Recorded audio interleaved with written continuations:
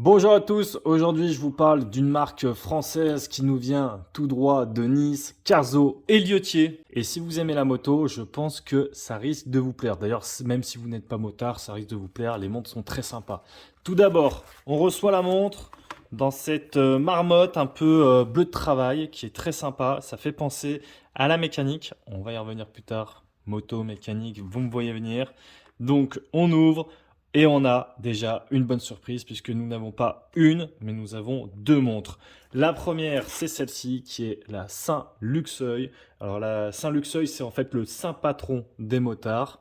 Et nous avons également celle-là qui est la Tourini. Tourini qui est une route très connue pour les amateurs de moto. Route fantastique. On va mettre la Tourini de côté. On va parler de la Saint-Luxeuil pour l'instant.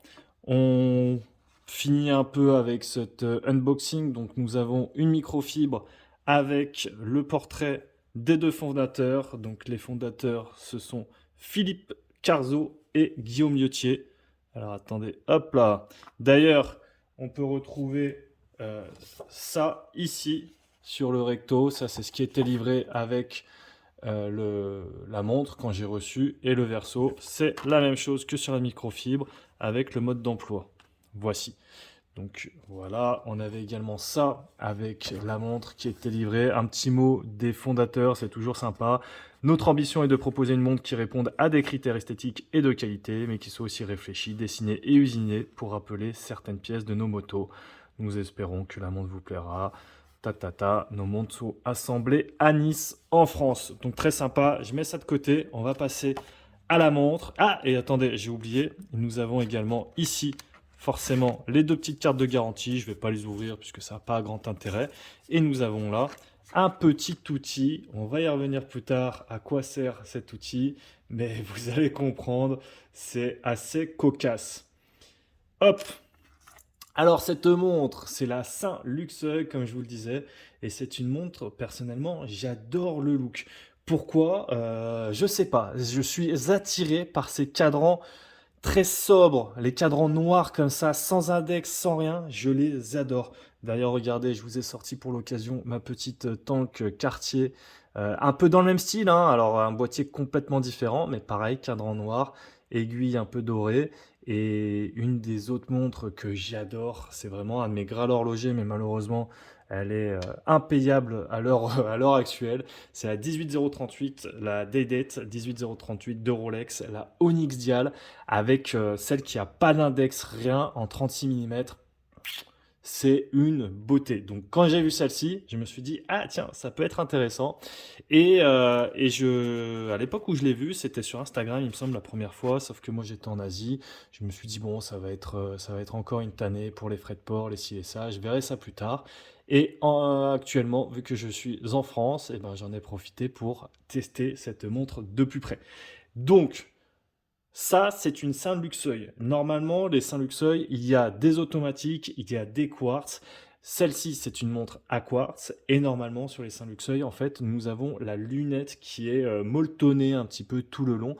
Donc là, on a vraiment voulu donner un aspect beaucoup plus neutre, beaucoup plus épuré plutôt à la montre. C'est pour ça qu'on a enlevé les index, c'est pour ça qu'on a enlevé le molletonnage de la lunette, etc., etc. Je vous invite à aller checker le site internet si vous voulez aller voir les autres Saint-Luxeuil. Mais pour ma part, en tout cas, c'est celle-ci qui m'avait un peu tapé dans l'œil. Et je dois dire que je l'adorais. Et en fait, je la voyais un peu comme celle-ci. Cette Casio Edifice, c'est vraiment une montre que j'adore. C'est hop, à l'endroit, ce sera mieux. C'est vraiment une montre que j'adore. C'est une montre pas très chère, à quartz, qui est très légère, qu'on a c'est un peu la montre en fait, facile à porter, qu'on attrape si on est un petit peu pressé, on n'a pas besoin de la remettre à l'heure vu qu'elle est à quartz. Très facile à porter parce que très fine, très légère et on se prend pas la tête. Et je voyais cette montre un peu comme celle-ci. Cependant, quand je suis revenu chez moi et quand j'étais en France et que j'ai regardé un petit peu plus de plus près la montre, c'est vrai que niveau dimension, on est quand même un petit peu plus grand que la Casio Edifice et c'est pour ça que finalement je m'étais ravisé et je m'étais dit bon bah pourquoi pas plutôt prendre la Tourini dont je vous parlerai dans une autre vidéo. Pourquoi? Parce que niveau dimension, on est quand même à 42,5 mm de diamètre. Alors, justement, Philippe m'avait dit oui, mais tu verras, vu que le protège couronne prend beaucoup de place, etc., elle fait moins au porté. Alors là, j'ai 42, ouais, 42,5. Elle fait moins au porté. Alors, c'est sûr, elle fait moins que 42,5. Mais ça reste quand même un gros diamètre pour mon petit poignet, hein, je le rappelle, 17 centimètres. Je vais la passer après au poignet. Après, chacun sa taille de poignet, hein, j'ai envie de dire. Mais en tout cas, pour moi, 42,5, ça commence à faire beaucoup. Et même si elle fait plus petit, je pense que elle a un ressenti à peu près de 41, je dirais, hein. Donc ça, c'est pour le diamètre. Pour l'épaisseur, on est à 11,9. Hop là, sans le gant, c'est mieux. Bah 12, j'avais 11,9 tout à l'heure, mais on va dire 12, 11,9. On n'est peut-être pas à 1 mm près. Le corne à corne, nous sommes à 47,6. 47,3, pardon. Il m'avait semblé voir 47,6. Et l'entrecorne, nous sommes à 21 mm d'entrecorne. Donc voici pour les dimensions. Ce qui reste des dimensions assez honorables, hein, comme je vous le disais, c'est simplement moi, avec mon petit poignet, bah, c'est un petit peu plus dur à porter. Je vais vous montrer à quoi ça ressemble. Donc je le rappelle, poignet de 17 cm, tour de poignet. Donc voilà, vous me dites ce que vous en pensez. Moi, c'est vrai que je trouve que c'est un peu la limite par rapport à la Casio. On voit quand même qu'elle est un petit peu plus imposante, même si c'est vrai que ça passe, quoi. C'est pas non plus, too much. Donc, hop là. Boîtier, bien sûr, comme vous avez pu le deviner, je pense, en acier 316L. Et en fait, bah, cette montre, comme je vous disais, hein, elle porte le nom de Saint-Luxeuil, qui est donc le saint patron des motards. Et on a pas mal de petites références à la moto. Le tout premier, c'est cette protège couronne là, qui vient en fait faire une forme comme ça, et c'est la forme d'un circlips, donc une pièce mécanique en fait qui est sur les moteurs de moto. En fait, ça prend vraiment toute la forme à la fois du boîtier et à la fois de du protège couronne. Enfin là, de toute façon, le protège couronne est vraiment dans la même pièce en fait que le boîtier. Donc ça, c'est assez sympa. Et sur le fond de boîte, nous avons, comme vous pouvez le voir ici, l'empreinte d'une vis BTR. Donc d'ailleurs, la vis BTR, on la retrouve également ici. Et là, petit clin d'œil super sympa, easter egg, c'est que là, je vous avais dit qu'on allait découvrir ensemble pourquoi est-ce qu'on avait ce petit outil. Et ben en fait, ce petit outil, c'est très simple. C'est un petit outil, c'est une clé Facom, si je dis pas de bêtises, je crois bien que c'est une clé Facom. Et en fait, cette clé Facom va venir nous permettre de visser ou dévisser la couronne, vous voyez? Parce que là, si je veux venir me mettre à 10h10, je peux pas parce que ma couronne est vissée. Donc je prends mon petit outil, hop là, je viens la mettre dans la couronne et vous voyez, là je dévisse tranquillement. Tac. Et allez, on refait un coup pour être sûr. Hop là, je pense que là on est bon. Et voilà, je peux libérer ma couronne et venir me mettre à 10h10. D'ailleurs, on va même profiter d'observer ce changement de date. Attention. Ouais, il change un petit peu avant, mais bon, sur un modèle, sur un mouvement à quartz, c'est pas non plus trop grave. C'est un calibre quartz Ronda 517. Allez, je me mets à 10h10 pour être un petit peu plus sympa. Voilà, comme ça, on a le joli design. Je peux également, bien entendu, revisser un petit peu ma couronne. Alors, vu que je suis en hauteur, c'est pas forcément évident. Tac, voici. Allez, deux petits tours et c'est plié. Bon, je pense que c'est quand même plus pour le clin d'œil qu'autre chose parce que la montre a 50 mètres d'étanchéité, ce qui n'est pas non plus énorme. Donc vraiment, ce cadran, moi, je le trouve super beau, hein. Comme je vous disais, ça me fait penser à ma Cartier Tank, à la 18038, la Onyx Dial. Et on a vraiment un cadran très sobre, très épuré, avec juste cette date là qui ressort à 3 heures. Le logo Carzo Luthier qui reprend d'ailleurs cette forme de vis BTR, hein, il me semble que ça doit être ça, et la mention flat case à 18 heures. On peut voir également qu'il y a un peu un jeu de relief. Vu que le cadran il est uniquement noir, bah, ils sont quand même venus faire un petit, euh, un petit anneau là, en périphérie du cadran, un petit peu plus haut que le cadran, ce qui donne comment on appelle ça, un léger relief, donc toujours sympa.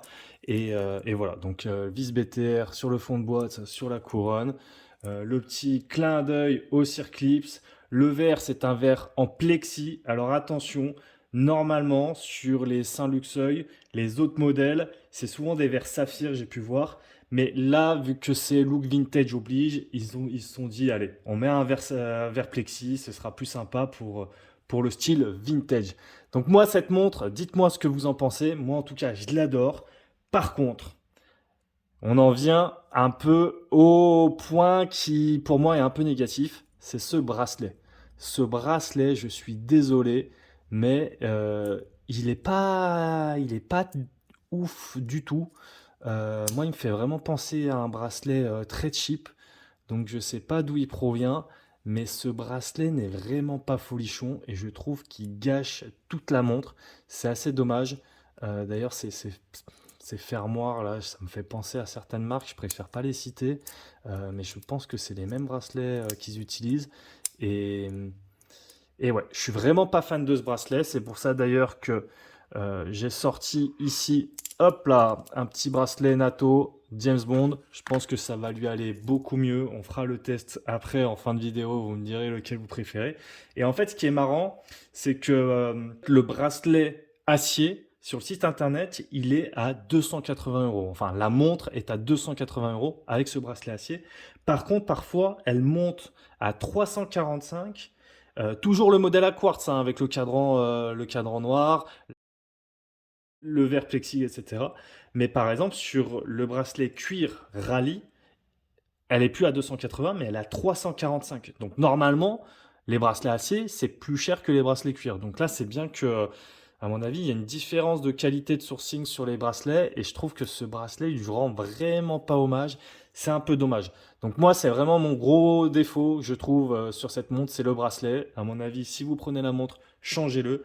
Et bah, c'est vrai que j'aurais bien aimé des dimensions un petit peu moins généreuses, mais ça, encore une fois, c'est pour mon petit poignet. Mais également d'ailleurs pour l'épaisseur, puisque on voit quand même que c'est écrit flat case à 18 heures, donc on s'attend vraiment à une montre fine, vu qu'en plus c'est une quartz, on peut s'attendre à un 8-9 mm. Et en fait, 12 mm, c'est quand même pas rien, quoi. 12 mm, et d'ailleurs, je crois que c'est la même épaisseur, il me semble, que la Tourini. On va vérifier ça ensemble, mais il me semble bien. Ouais, c'est à peu près la même, puisque attendez, là je l'ai pris, voilà, c'est à peu près la même épaisseur que la Tourini, qui est pourtant elle automatique. Donc voilà. Ce que je vous propose, c'est qu'on va lui changer de bracelet là rapidement. Vous me dites ce que vous en pensez. Et voici sur son bracelet NATO. Vous me direz comment vous la trouvez. Moi personnellement, je trouve que ça lui rend un petit peu plus hommage à cette montre, parce que sur son bracelet acier, c'est un petit peu dommage. En tout cas, ce qu'il faut savoir, c'est que Carzo et Luthier, ils ont cette volonté de passer sur du 100% français par la suite. Aujourd'hui, ils se cachent pas, hein, ils sont honnêtes et transparents. Ils disent qu'ils se fournissent principalement en Asie, mais cette volonté de passer sur du 100% français, je pense que c'est tout à fait honorable. Alors après, attention, parce que le 100% français, c'est quand même compliqué. Va falloir, je pense, augmenter les prix des montres, hein, parce que 100% français, c'est quand même pas évident, surtout si dans le 100%, on comprend également le calibre. Mais en tout cas, voici sur ce bracelet NATO. Vous me direz ce que vous en pensez. Alors, il est un petit peu long, mon bracelet NATO, mais voici le rendu. Donc, n'hésitez pas à me dire ce que vous pensez de cette marque Carzo et Luthier. Moi, je le trouve très cool. Maintenant, je vais faire la revue de cette Turini et je vous dis à bientôt. Ciao les calibrés.